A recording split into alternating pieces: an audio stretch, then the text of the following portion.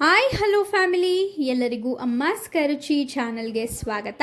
ಇವತ್ತಿನ ವಿಡಿಯೋನಲ್ಲಿ ಬೆಳಗಿನ ಬ್ರೇಕ್ಫಾಸ್ಟ್ಗೆ ತುಂಬ ರುಚಿಯಾಗಿ ಹಾಗೆ ತುಂಬ ಕ್ವಿಕ್ಕಾಗಿ ಆಗುವಂಥ ಡಿಫ್ರೆಂಟ್ ಆಗಿರುವಂಥ ವಾಂಗಿ ಪಲಾವ್ ರೆಸಿಪಿನ ಮಾಡಿ ತೋರಿಸ್ತಾ ಇದ್ದೀವಿ. ಏನಪ್ಪ ಹೆಸರೇ ಡಿಫ್ರೆಂಟ್ ಆಗಿದೆ ಅಂದ್ಕೊಂಡ್ರಾ? ಹೆಸರು ಮಾತ್ರ ಅಲ್ಲ, ರುಚಿನೂ ಕೂಡ ತುಂಬ ಡಿಫ್ರೆಂಟ್ ಆಗಿರುತ್ತೆ. ಮನೇಲಿ ಏನು ತರಕಾರಿಗಳು ಇಲ್ಲದೆ ಇರೋವಂಥ ಸಮಯದಲ್ಲಿ ಅಥವಾ ಬೆಳಗಿನ ಹೊತ್ತು ಬೇಗ ಟಿಫನ್ ಮಾಡಬೇಕು, ಏನಾದರೂ ಅಡುಗೆ ಮಾಡಬೇಕು ಅನ್ನೋ ಸಮಯದಲ್ಲಿ ಖಂಡಿತವಾಗ್ಲೂ ನಿಮ್ಮ ಮನೇಲಿ ಎರಡು ಬದನೆಕಾಯಿ ಇದ್ದರೆ ಈ ರೈಸ್ ರೆಸಿಪಿನ ಒಂದ್ಸಲ ಟ್ರೈ ಮಾಡಿ ನೋಡಿ, ತುಂಬ ರುಚಿಯಾಗಿರುತ್ತೆ. ಹಾಗಾದರೆ ಬನ್ನಿ ಈ ಒಂದು ರೆಸಿಪಿ ಮಾಡೋದಕ್ಕೆ ಏನೆಲ್ಲ ಬೇಕು ನೋಡ್ಕೊಬರೋಣ. ಇಲ್ಲಿ ನಾವು 2 ಉದ್ದ ಬದನೆಕಾಯಿನ ಈ ರೀತಿ ಕಟ್ ಮಾಡಿ ನೀರಲ್ಲಿ ನೆನೆಸಿದ್ದೀವಿ. ಹಾಗೆ ಒಂದು ಅರ್ಧ ಬಟ್ಲಷ್ಟು ಹಸಿ ಬಟಾಣಿನ ತೊಗೊಂಡಿದ್ದೀವಿ. 2 ಈರುಳ್ಳಿನ ಚಿಕ್ಕದಾಗಿ ಕಟ್ ಮಾಡಿದ್ದೀವಿ. ಹಾಗೆ 2 ಚಿಕ್ಕ ಸೈಜ್ ಟೊಮ್ಯಾಟೋನ ಚಿಕ್ಕದಾಗಿ ಕಟ್ ಮಾಡಿ ಇಟ್ಕೊಂಡಿದ್ದೀವಿ. ಇಲ್ಲಿ ಒಂದು ಸ್ವಲ್ಪ ಗೋಡಂಬಿನ ತೊಗೊಂಡಿದ್ದೀವಿ. ಹಾಗೆ ಸ್ವಲ್ಪ ಕರ್ಬೇವಿನ ಸೊಪ್ಪು, ಒಂದು 3ರಿಂದ 4 ಬ್ಯಾಡಗೆ ಮೆಣಸಿನ್ಕಾಯಿ, ಹಾಗೆ ಒಂದು 2 ಹಸಿಮೆಣಸಿನ್ಕಾಯಿ, ಸ್ವಲ್ಪ ಕೊತ್ತಂಬರಿ ಸೊಪ್ಪು, 2 ಪೀಸು ಚಕ್ಕೆನ ತೊಗೊಂಡಿದ್ದೀವಿ. 1 ಅಥವಾ 1.5 ಟೇಬಲ್ ಸ್ಪೂನಷ್ಟು ಚಿಲ್ಲಿ ಪೌಡರು, ಹಾಗೆ 3 ಟೇಬಲ್ ಸ್ಪೂನಷ್ಟು ವಾಂಗಿಬಾತ್ ಪುಡಿ, ಸ್ವಲ್ಪ ಅರಿಶಿನ ತೊಗೊಂಡಿದ್ದೀವಿ. ಇಲ್ಲಿ ಒಂದು ಗೋಲಿ ಗಾತ್ರದಷ್ಟು ಹುಣಸೆ ಹಣ್ಣನ್ನು ನೀರಿನಲ್ಲಿ ನೆನೆಸಿ ಅದಾದಮೇಲೆ ಅದನ್ನು ಚೆನ್ನಾಗಿ ಕಿವುಚಿ ಹುಣಸೆ ಹಣ್ಣಿನ ರಸನ ತೆಗೆದಿಟ್ಕೊಂಡಿದ್ದೀವಿ. ಸ್ವಲ್ಪ ಜೀರಿಗೆ, ಹಾಗೆ ಸ್ವಲ್ಪ ಸಾಸಿವೆ, ಇಲ್ಲಿ ಸ್ವಲ್ಪ ಹಿಂಗನ್ನು ಬಳಸ್ಕೊಂಡಿದ್ದೀವಿ. ಇದು ಬಂದು ಆಪ್ಷನಲ್, ನಿಮ್ಮ ಹತ್ರ ಇದ್ದರೆ ಬಳಸ್ಕೋಬೋದು. ಹಾಗೆ ರುಚಿಗೆ ತಕ್ಕಷ್ಟು ಉಪ್ಪು, ಮತ್ತು ಇಲ್ಲಿ 1-2 ಟೇಬಲ್ ಸ್ಪೂನಷ್ಟು ತುಪ್ಪನ ಬಳಸ್ಕೊಂಡಿದ್ದೀವಿ. ಮತ್ತು ಮಾಡೋದಕ್ಕೆ ಸ್ವಲ್ಪ ಎಣ್ಣೆ. ನಾವಿಲ್ಲಿ 2 ಲೋಟ ಅಕ್ಕಿನ ಬಳಸ್ಕೊತಾ ಇದ್ದೀವಿ. ಈಗ ಹೇಗೆ ಮಾಡೋದು ಅಂತ ನೋಡೋಣ. ಮೊದಲು ನಾವಿಲ್ಲಿ ಒಂದು ಕುಕ್ಕರ್ಗೆ 2 ಟೇಬಲ್ ಸ್ಪೂನಷ್ಟು ತುಪ್ಪನ ಹಾಕೋತಾ ಇದ್ದೀವಿ. ಇದ್ರ ಜೊತೆಗೆ ಒಂದು 3ರಿಂದ 4 ಟೇಬಲ್ ಸ್ಪೂನಷ್ಟು ಎಣ್ಣೆನ ಹಾಕೋತಾ ಇದ್ದೀವಿ. ಇಲ್ಲಿ ತುಪ್ಪ ಇಷ್ಟ ಇಲ್ಲ ಅನ್ನೋರು ಬೇಕಾದರೆ ಬರೀ ಎಣ್ಣೆನೇ ಹಾಕೋಬೋದು, ತುಪ್ಪನ ಬೇಕಾದರೆ ಸ್ಕಿಪ್ ಮಾಡ್ಕೋಬೋದು. ಸ್ವಲ್ಪ ಬಿಸಿ ಆದಮೇಲೆ ಇದಕ್ಕೆ ನಾವು ಸ್ವಲ್ಪ ಸಾಸಿವೆ ಜೀರಿಗೆನ ಹಾಕೋತಾ ಇದ್ದೀವಿ. ಹಾಗೆ 1-2 ಹಸಿಮೆಣಸಿನ್ಕಾಯಿ, ಚಕ್ಕೆ, ಬ್ಯಾಡಗೆ ಮೆಣಸಿನ್ಕಾಯಿ, ಕರಿಬೇವಿನ ಸೊಪ್ಪು, ಹಾಗೆ ಚಿಕ್ಕದಾಗೆ ಹಚ್ಚಿಟ್ಕೊಂಡಿರುವಂಥ 2 ಈರುಳ್ಳಿನ ಹಾಕ್ಕೊಂಡು ಈರುಳ್ಳಿ ಸ್ವಲ್ಪ ಕಲರ್ ಚೇಂಜ್ ಆಗೋವರೆಗೂ ಚೆನ್ನಾಗಿ ಫ್ರೈ ಮಾಡ್ಕೊತಾ ಇದ್ದೀವಿ. ಇಲ್ಲಿ ಬ್ಯಾಡಗೆ ಮೆಣಸಿನ್ಕಾಯಿ ಹಾಕೋದ್ರಿಂದ ರುಚಿ ತುಂಬ ಚೆನ್ನಾಗಿರುತ್ತೆ. ಆದರೆ ಬ್ಯಾಡಗೆ ಮೆಣಸಿನ್ಕಾಯಿನ ನೀವು ಮುರಿದೇನು ಹಾಕಬೇಡಿ, ತುಂಬ ಉದ್ದ ಇದ್ದರೆ ಮಾತ್ರ ಮುರಿದು ಹಾಕಿ, ಇಲ್ಲಾಂದರೆ ಹಾಗೆ ಹಾಕೋಬೋದು. ಈ ರೀತಿ ಸ್ವಲ್ಪ ಚೆನ್ನಾಗಿ ಎಣ್ಣೆಯಲ್ಲಿ ಈರುಳ್ಳಿನ ಫ್ರೈ ಮಾಡ್ಕೋಬೇಕಾಗುತ್ತೆ. ಇದ್ರ ಜೊತೆ ಗೋಡಂಬಿನೂ ಕೂಡ ಸ್ವಲ್ಪ ಹಾಕ್ಕೊಂಡಿದ್ದೀವಿ. ಹಾಗೆ ಇಲ್ಲಿ ಒಂದು ಅರ್ಧ ಟೇಬಲ್ ಸ್ಪೂನಷ್ಟು ಹಿಂಗನ್ನು ಬಳಸ್ಕೊತಾ ಇದ್ದೀವಿ. ಹಿಂಗೆ ಹಾಕೋದ್ರಿಂದ ಘಮನೂ ತುಂಬ ಚೆನ್ನಾಗಿರುತ್ತೆ, ಹಾಗೆ ಜೀರ್ಣಶಕ್ತಿಗೂ ಕೂಡ ತುಂಬ ಸಹಾಯ ಮಾಡುತ್ತೆ. ಈರುಳ್ಳಿ ಚೆನ್ನಾಗಿ ಫ್ರೈ ಆದಮೇಲೆ ಇದಕ್ಕೆ ನಾವು ಹಸಿ ಬಟಾಣಿ, ಹಾಗೆ ನೆನೆಸಿಟ್ಕೊಂಡಿರುವಂಥ ಬದನೆಕಾಯಿನ ಹಾಕ್ಕೊಂಡು ಚೆನ್ನಾಗಿ ಫ್ರೈ ಮಾಡ್ಕೋತಾ ಇದ್ದೀವಿ. ಇಲ್ಲಿ ಹಸಿ ಬಟಾಣಿ ಹಾಗೆ ಬದನೆಕಾಯಿ 2 ಕೂಡ ಎಣ್ಣೆಯಲ್ಲಿ ಚೆನ್ನಾಗಿ ಫ್ರೈ ಮಾಡ್ಕೋಬೇಕು. ಒಂದು 50% ಇದು ಚೆನ್ನಾಗಿ ಫ್ರೈ ಆಗಬೇಕು. ಆದ್ದರಿಂದ ಒಂದು ತಟ್ಟೆ ಮುಚ್ಚಿ ಒಂದು 5 ನಿಮಿಷಗಳ ಕಾಲ ಬಿಟ್ಟರೆ ಸಾಕು, ಚೆನ್ನಾಗಿ ಫ್ರೈ ಆಗುತ್ತೆ. ನೋಡಿ ಈ ರೀತಿ. ಅದಾದಮೇಲೆ ಒಂದು ಸಲ ಕ್ಲೀನಾಗೆ ಮಿಕ್ಸ್ ಮಾಡ್ಕೊಳ್ಳೋಣ. ಈಗ ನಾವು ಟೊಮ್ಯಾಟೋನ ಹಾಕೋತಾ ಇದ್ದೀವಿ. ಇಲ್ಲಿ ನಾವು ಟೊಮ್ಯಾಟೊ ತುಂಬ ಚಿಕ್ಕದಿರೋದ್ರಿಂದ 2 ಹಾಕ್ಕೊಂಡಿದ್ದೀವಿ.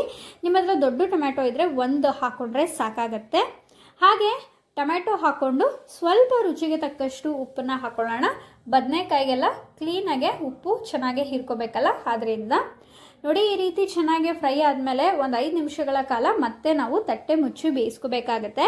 ಈ ರೀತಿ ತಟ್ಟೆ ಮುಚ್ಚಿ ಬೇಯಿಸ್ಕೊಂಡ್ಮೇಲೆ ನೀವೇ ನೋಡ್ತಾ ಇರ್ಬೋದು ಎಣ್ಣೆ ಎಷ್ಟು ಚೆನ್ನಾಗಿ ಬಿಟ್ಟಿದೆ ಅಂತ. ಸೈಡಲ್ಲೆಲ್ಲ ಎಣ್ಣೆ ಬಿಟ್ಕೊಂಡಿದೆ, ನೋಡ್ತಾ ಇರ್ಬೋದು. ಈಗ ಬದನೆಕಾಯಿ, ಬಟಾಣಿ ಹಾಗೆ ಟೊಮ್ಯಾಟೊನೂ ಕೂಡ ತುಂಬ ಚೆನ್ನಾಗಿ ಫ್ರೈ ಆಗಿರುತ್ತೆ, ಬೆಂದಿರುತ್ತೆ. ಈಗ ನಾವು ಸ್ವಲ್ಪ ಅರಿಶಿನ ಹಾಗೆ 1 ಟೇಬಲ್ ಸ್ಪೂನಷ್ಟು ಖಾರದ ಪುಡಿ ಹಾಕೋತಾ ಇದ್ದೀವಿ. ಖಾರದ ಪುಡಿ ನಿಮ್ಮ ಖಾರಕ್ಕೆ ಅನುಗುಣವಾಗಿ ನೀವು ಹಾಕೋಬೋದು. ಇದು ಹಾಕ್ಕೊಂಡು ಚೆನ್ನಾಗಿ ಫ್ರೈ ಮಾಡಿದ್ಮೇಲೆ ಹುಣಸೆ ಹಣ್ಣಿನ ರಸಗೆ 3 ಟೇಬಲ್ ಸ್ಪೂನಷ್ಟು ವಾಂಗಿಬಾತ್ ಪುಡಿನ ನೋಡಿ ಹುಣಸೆ ಹಣ್ಣಿನ ರಸಗೆ ಹಾಕಿಬಿಟ್ಟು ಚೆನ್ನಾಗಿ ಮಿಕ್ಸ್ ಮಾಡಬೇಕು. ಯಾವುದೇ ರೀತಿ ಗಂಟು ಇಲ್ಲದೆ ಇರೋ ಥರ ಈ ರೀತಿ ಚೆನ್ನಾಗಿ ಮಿಕ್ಸ್ ಮಾಡ್ಕೊಬೇಕು.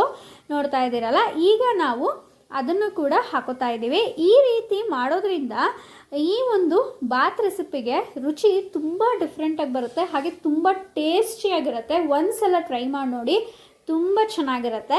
ನೋಡಿ ಈ ರೀತಿ ಚೆನ್ನಾಗಿ ಮಿಕ್ಸ್ ಮಾಡ್ಕೊಂಡ್ಮೇಲೆ ಒಂದು 5 ನಿಮಿಷಗಳ ಕಾಲ ಸ್ಟವ್ನ ಲೋ ಫ್ಲೇಮ್ನಲ್ಲಿ ಇಟ್ಕೊಂಡು ಚೆನ್ನಾಗೆ ಬೇಯಿಸ್ಕೊಳ್ಳೋಣ. ಬೇಯಿಸ್ಕೊಂಡ್ಮೇಲೆ ನಾವಿಲ್ಲಿ ಬಿಸಿ ನೀರನ್ನು ಹಾಕೋತಾ ಇದ್ದೀವಿ. 2 ಲೋಟ ಅಕ್ಕಿಗೆ 4 ಲೋಟದಷ್ಟು ನೀರನ್ನು ಹಾಕೋತಾ ಇದ್ದೀವಿ. ಆದರೆ ನಾವಿಲ್ಲಿ ಬಿಸಿ ನೀರನ್ನು ಹಾಕಿದ್ದೀವಿ. ಬಿಸಿ ನೀರನ್ನ ಹಾಕೊಳ್ಳೋದ್ರಿಂದ ತುಂಬ ಬೇಗ ಈ ಒಂದು ರೆಸಿಪಿ, ಯಾವುದೇ ಒಂದು ಕುಕ್ಕರಲ್ಲಿ ನೀವು ಯಾವುದೇ ಮಾಡ್ತಾ ಇರ್ಬೋದು, ಬಾತ್ ರೆಸಿಪಿ, ಪಲಾವ್ ಆಗಿರ್ಬೋದು, ಟೊಮೆಟೊ ಬಾತ್ ಆಗಿರ್ಬೋದು, ಎಲ್ಲದಕ್ಕೂ ಕೂಡ ಬಿಸಿ ನೀರನ್ನು ಹಾಕೋದ್ರಿಂದ ತುಂಬ ಬೇಗ ರೆಡಿಯಾಗೋಗುತ್ತೆ. ನೋಡಿ ನೀರು ಹಾಕಿದ್ಮೇಲೆ ಚೆನ್ನಾಗಿ ಮಿಕ್ಸ್ ಮಾಡಿ ಈ ರೀತಿ ಚೆನ್ನಾಗಿ ಕುದಿ ಬರೋ ತನಕ ನಾವು ಬಿಡಬೇಕಾಗತ್ತೆ. ನೋಡಿ ಈ ರೀತಿ ಚೆನ್ನಾಗಿ ಕುದಿ ಬಂದ ಮೇಲೆ ನಾವಿಲ್ಲಿ 2 ಲೋಟ ಅಕ್ಕಿನ ಕ್ಲೀನಾಗಿ ತೊಳೆದು ಹಾಕೋತಾ ಇದ್ದೀವಿ. ಈ ರೀತಿ ಇಲ್ಲಿ ನಾವು ಒಂದು 4ರಿಂದ 5 ಜನಕ್ಕೆ ಆಗುವಷ್ಟು ಕ್ವಾಂಟಿಟಿನಲ್ಲಿ ಮಾಡಿ ತೋರಿಸ್ತಾ ಇದ್ದೀವಿ. ನಿಮ್ಮ ಮನೇಲಿ ಹೆಚ್ಚಿಗೆ ಜನ ಇದ್ದರೆ ಸೇಮ್ ಇಂಗ್ರೀಡಿಯೆಂಟ್ಸ್ನ ಇನ್ನೊಂದು ಸ್ವಲ್ಪ ಹೆಚ್ಚಿಗೆ ಹಾಕಿ ನೀವು ಮಾಡ್ಕೋಬೋದು. ನೋಡಿ ಈ ರೀತಿ ಅಕ್ಕಿ ಹಾಕಿದ್ಮೇಲೆ ಆದಷ್ಟು ಚೆನ್ನಾಗಿ ಮಿಕ್ಸ್ ಮಾಡ್ಕೊಬೇಕು. ಆದಷ್ಟು ಚೆನ್ನಾಗಿ ಮಿಕ್ಸ್ ಮಾಡಿ ಇದನ್ನು ಕೂಡ ಚೆನ್ನಾಗಿ ಕುದಿಯೋ ತನಕ ಬಿಡಬೇಕಾಗತ್ತೆ. ಒಂದು 25% ಅಷ್ಟು ಈ ರೀತಿ ಚೆನ್ನಾಗಿ ಕುದಿದ್ರೆ ಅಕ್ಕಿಯಲ್ಲಿ ಇರುವಂಥ ಮಸಾಲೆ ಕುಕ್ಕರ್ ತೆಗೆದ್ಮೇಲೆ ಬರೀ ಮೇಲೆ ಉಳ್ಕೊಳ್ಳೋದಿಲ್ಲ, ತುಂಬ ಚೆನ್ನಾಗಿ ಮಿಕ್ಸ್ ಆಗಿರುತ್ತೆ.